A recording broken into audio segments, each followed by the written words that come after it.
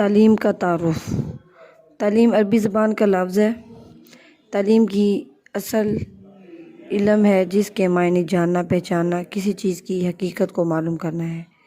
تعلیم ایک ایسا عمل ہے جس کے ذریعے ہم جانتے، پہچانتے اور حقیقت تک پہنچتے ہیں اور اس عمل میں دوسروں کو بھی شریک کرتے ہیں۔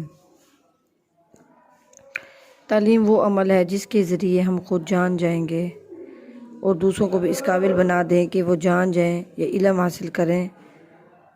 لغت کے مطابق تعلیم کے معنی سیکھنے اور سکھانے کے ہیں۔ انگریزی زبان میں تعلیم کو ایجوکیشن کہا جاتا ہے۔ ایجوکیشن کی بنیاد لاطینی لفظ ایجوکیئر یا ایجوکیشن کا ماخوذ ایجوسیئر ہے۔ اگر ایجوسیئر کو اصل قرار دیا جائے تو اس کے معنی معلومات کو جمع کرنا اور پوشیدہ صلاحیتوں کو منظر عام پر لانا ہے۔ ایجوکیئر کو بنیاد ماننے سے اس کے معنی تربیت اور نشوونما کرنا ہے۔ اس طرح دونوں الفاظ کے معنی ڈرائنگ آؤٹ، برنگنگ آؤٹ یا لیڈنگ آؤٹ کے ہیں۔ ایجوکیشن سے مراد مخفی صلاحیتوں کو معلوم کر کے ان کو نکھارنا اور بچے کی صلاحیت کو ترتیب دینے اور نشوونما کرنے کے ہیں۔ تعلیم کا معنی اور مفہوم۔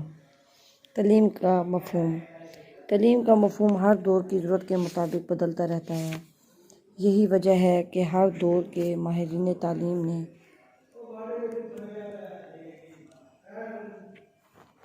اپنے دور کی معاشرتی اور ثقافتی ضرورت کے مطابق اس کی تعریف کی ہے۔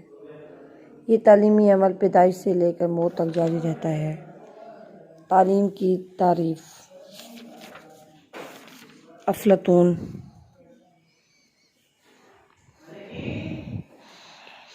تعلیم ایک معاشرتی عمل ہے جس کے ذریعے معاشرتی تسویہ یعنی معاشرتی معاشرے سے مطابقت حاصل ہوتی ہے۔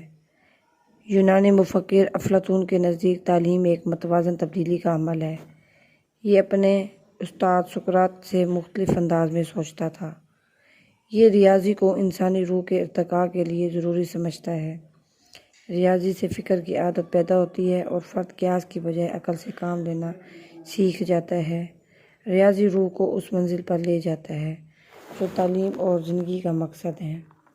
افلاطون کے خیال میں تعلیم کا مقصد فرد کی قدرتی صلاحیتوں کو معلوم کر کے ان کی نشوونما کرنا ہے۔ ارسطو۔ بچے کی متوازن نشوونما۔ قدیم یونانی مفکر ارسطو کہتا ہے تعلیم بچے کی مکمل ذہنی، جسمانی اور اخلاقی نشوونما کا عمل ہے۔ ارسطو کے مطابق انسان روح اور جسم کا مجموعہ ہے۔ اس کے نزدیک پہلے دور میں فرد کی جسمانی نشوونما ہوتی ہے، دوسرے دور میں خواہشات اور جذبات جنم لیتے ہیں اور آخری دور میں عقل اپنی حکومت قائم کر لیتی ہے۔ ان تینوں ادوار کی مناسبت سے تعلیم کے 3 درجے ہیں۔ نمبر 1 جسم کی تعلیم، نمبر 2 کردار کی تعلیم، نمبر 3 عقل کی تعلیم۔ ارسطو کے نزدیک روح 2 طرح کی ہوتی ہے، یعنی روح فعالی اور روح انفعالی۔ معیاری تعلیم وہ ہے جو روح فعالی اور روح انفعالی دونوں کی تربیت کر سکے اور فرد کی تربیت کے ساتھ مملکت کی فلاح و بہبود کے بھی کام آ سکے۔ روح فعالی کی تربیت کے لیے سائنس، فلسفہ اور روح انفعالی کے لیے موسیقی کو ضروری قرار دیا ہے۔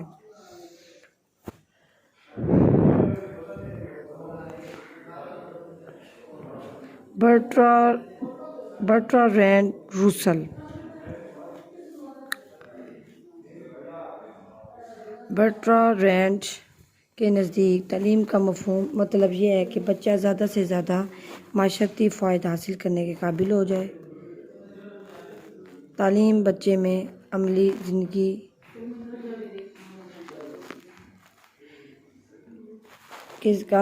کو کامیابی کے ساتھ گزارنے کی صلاحیت پیدا کرنے کا نام ہے۔ تعلیم بچے کے روزمرہ کی زندگی سے مطابقت اور اس میں فنی، کاروباری اور پیشہ ورانہ مہارتوں کی تشکیل کا نام ہے۔ مختصر یہ کہ تعلیم زندگی کے مسائل حل کرنے کا نام ہے۔ جان ڈیوی۔ تعلیمی تجربے کی تشکیل نو۔ مغربی مفکر جان ڈیوی کے مطابق تعلیم تجربے کی مسلسل تعمیر نو کا نام ہے۔ تعمیر نو کے عمل سے تجربے کی وسعت، گہرائی اور مہارت پیدا ہوتی ہے اور مستقبل کے ایک تجربے کے لیے راہ عمل متعین کرنے میں رہنمائی کرتا ہے۔ اس طرح ایک تجربے سے دوسرے تجربے کے لیے راہ ہموار ہوتی ہے۔ تعلیم ایک مسلسل عمل کی صورت اختیار کر لیتی ہے۔ امام غزالی۔ اللہ تعالیٰ کی معرفت۔ مسلم مفکر امام غزالی کے نزدیک تعلیم وہ عمل ہے جس کے ذریعے فرد کو اس قابل بنایا جاتا ہے کہ اللہ تعالیٰ کی معرفت حاصل کر کے نیکی اور بدی میں تمیز حاصل کر سکے۔ ابن خلدون۔ معرفت و حقیقت کا ادراک۔ مسلم مفکر ابن خلدون تعلیم کو معرفت الہی اور حقیقت کے ادراک کا ذریعہ مانتے ہیں اور علم کو ایمان کی بنیاد اور ایمان کا نتیجہ قرار دیتے ہیں۔ مولانا مودودی۔ خیر کی قوتوں کی بیداری۔ مسلم مفکر سید مودودی کے نزدیک تعلیم خیر کی قوتوں کو کام میں لانے کا عمل ہے۔ پیدائشی طور پر انسان کے اندر خیر اور شر کی قوتیں موجود ہوتی ہیں۔ تعلیم کا کام یہ ہے کہ شر کی قوتوں کو دبا کر خیر کی قوتوں کو بیدار کرے تاکہ فرد خدا اور رسول کا مطلوبہ انسان بن سکے۔ رضائے الہی حصول تعلیم کا مقصد ہے۔